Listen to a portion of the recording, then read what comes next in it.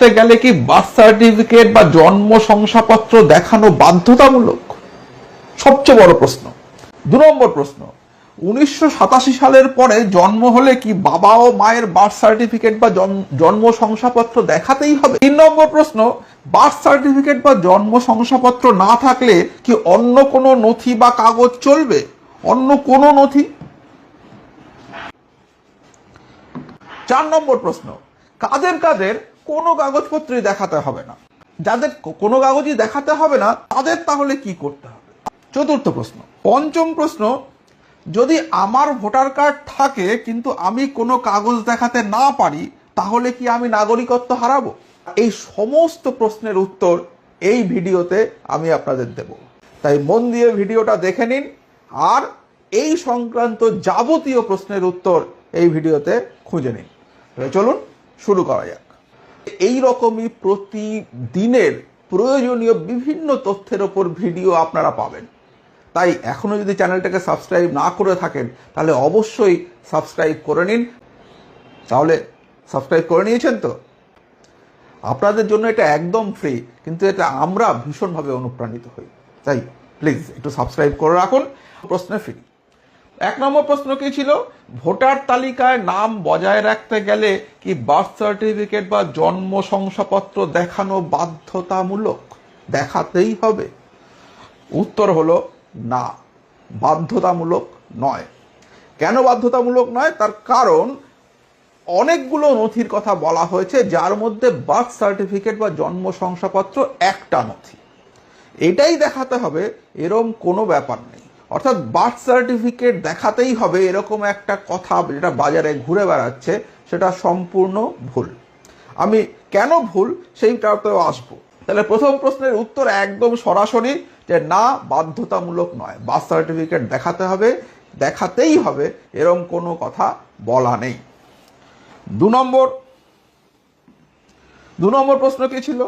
1987 সালের পরে জন্ম হলে কি বাবা ও মায়ের বার্থ সার্টিফিকেট বা যে কোনো একজনের বার্থ সার্টিফিকেট বা জন্ম শংসাপত্র দেখাতে হবে? এরও উত্তর হচ্ছে না, অন্য কাগজ থাকলেও চলবে। কি কি কাগজ আমি পরে আসছি, কিন্তু মনে রাখবেন বা মাথায় রাখবেন, বার্থ সার্টিফিকেট নিজের বা বাবা মায়ের দেখানো কোনো বাধ্যতামূলক নয়। এরপরে আসি 3 নম্বর প্রশ্নে। বার্থ সার্টিফিকেট বা জন্ম শংসাপত্র না থাকলে কি অন্য কোনো নথি বা কাগজ চলবে? উত্তর হলো হ্যাঁ, চলবে। সেই কাগজের লিস্টটা আমি আপনাদের একটু পরেই দেখিয়ে দিচ্ছি, যেগুলো ইলেকশন কমিশন বলে দিয়েছে। এই দেখুন, এই কাগজগুলো ইলেকশন কমিশন বলেছে যে এই বার্থ সার্টিফিকেট যদি নাও থাকে তাহলে এই কাগজগুলো থাকলেও চলবে। প্রথম, কোন রকম আইডেন্টিটি কার্ড বা pension payment order issued by regular employee বা pensioner of any central government, state government বা পিএসইউ, পাবলিক সেক্টর এন্টারপ্রাইজ। এটা যদি আপনার, অর্থাৎ আপনি যদি কোনোভাবে পেনশন হোল্ডার হন কোনো সরকারি কাজের, তাহলে পরে কিন্তু সেই কাগজ দেখালেও চলবে। 2 নম্বর কি? Any identity card certificate document issued in India by government, local authorities, bank, post office, LIC, PSU ইত্যাদি। অর্থাৎ আপনার যদি কোনো ব্যাংক, পোস্ট অফিস বা লোকাল অথরিটি বা সরকারি অন্য কোনো জায়গা থেকে বা LICর কোনো কাগজ থাকে যেখানে আপনার আইডেন্টিটি কার্ড বা সার্টিফিকেট বা ডকুমেন্ট রয়েছে, তাহলেও চলবে। 3, যেটা birth certificate issued by the competent authority, যেটা আমরা আগে বলেছি জন্ম শংসাপত্র, সেটা তো হলে আছে, থাকলে চলবে, না থাকলেও অসুবিধা নেই, এগুলো দিলেও চলবে।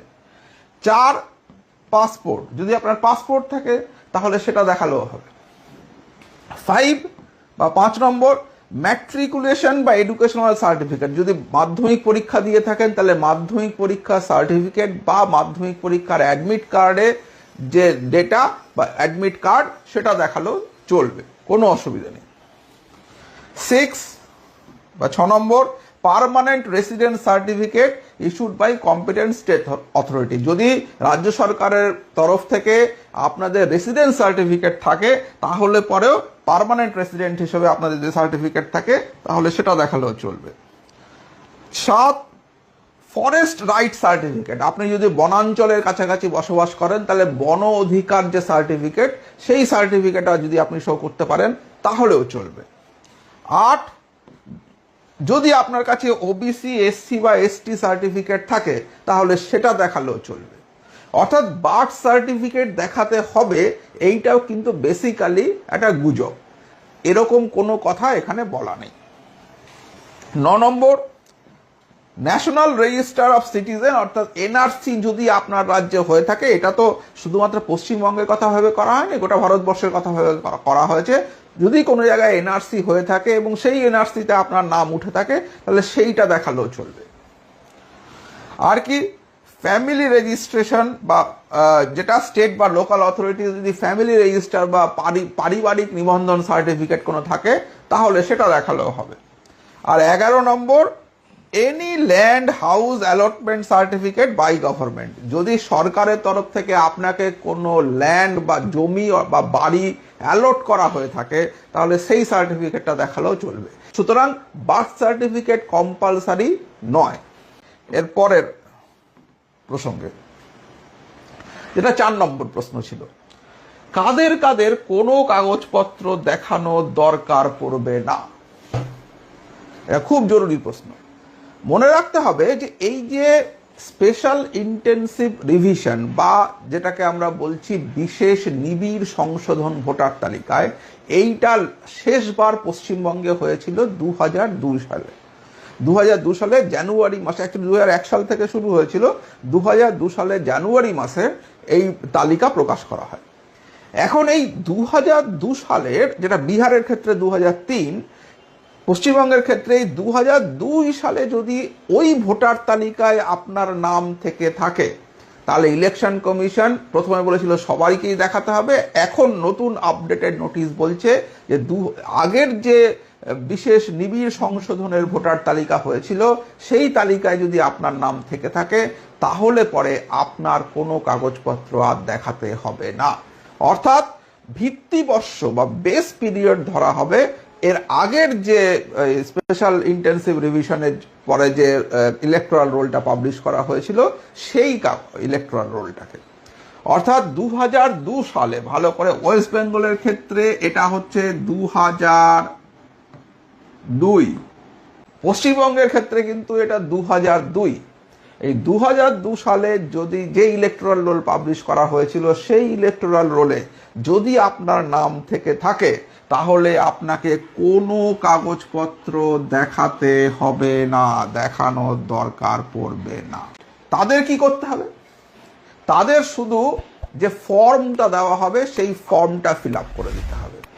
ফর্মের হিসাবে আমি পরে আসছি। এই ফর্ম কিন্তু আপনাদের যে বুথ লেভেল অফিসার রয়েছেন অর্থাৎ বিএলও রয়েছেন তারা আপনাদের কাছে এই ফর্ম নিয়ে যাবে, প্রত্যেক ভোটারের কাছে এই ফর্ম যাবে বাড়িতে এবং তারা এই ফর্ম ফিল আপ করে দিলেই হবে, তাদেরকে কোনো কাগজপত্র দেখাতে হবে না।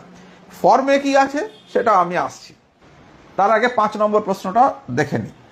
যদি আমার ভোটার কার্ড থাকে কিন্তু আমি কোনো কাগজ দেখাতে না পারি তাহলে কি আমি নাগরিকত্ব হারাবো? উত্তর হচ্ছে হ্যাঁ, সেই সম্ভাবনা আছে। কিন্তু আপনার ভোটার কার্ড যেটা আছে সেটা যদি 2002 সালের আগেই ইস্যু হয়ে গিয়ে থাকে, 2002 এর আগে যদি ইস্যু হয়ে গিয়ে থাকে তাহলে কিন্তু আপনার আর কোনো কাগজপত্র দেখানোর দরকার নেই। কিন্তু যদি 2002 এর পরে আপনার ভোটার তালিকায় নাম ওঠে অর্থাৎ এর আগের যে রিভিশন, এটা এক একটা রাজ্যের জন্য এক এক রকম হবে। পশ্চিমবঙ্গের ক্ষেত্রে এটা 2002 এ হয়েছিল। সুতরাং 2002 এর আগে যদি আপনার কাছে আপনার ভোটার তালিকায় নাম থাকে এবং আপনার যদি ভোটার কার্ড থাকে তাহলে আপনি যদি আর কোনো কাগজ নাও দেখাতে পারেন তাহলেও কোনো অসুবিধা নেই। কিন্তু 2002 এর পরে অর্থাৎ 2003, 4, 5, 6 এই সময়ে যদি আপনার ভোটার কার্ড হয়ে থাকে বা 2020, 22, 23, 24, 25 যে সময় হোক না কেন, তাহলে কিন্তু আপনাকে কাগজপত্র দেখাতে হবে এবং যদি আপনি না দেখাতে পারেন সেই ক্ষেত্রে আপনার নাগরিকত্ব হারানোর সম্ভাবনা আছে। হবেই এরকম কোনো কথা নেই, কারণ